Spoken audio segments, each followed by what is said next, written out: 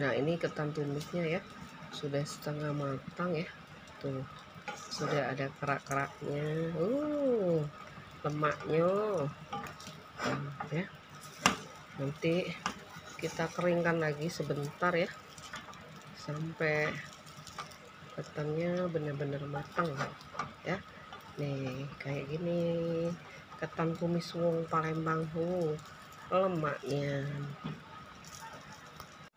Nah, ini ketan tumisnya ya, sudah hampir matang, sudah berkerak-kerak. Nah, kalau berkerak begini ya, lemaknya, rasanya, kerak-keraknya ini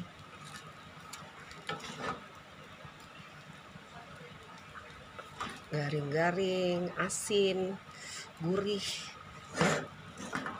Ini salah satu varian makanan wong Palembang ya. Wow, mantap.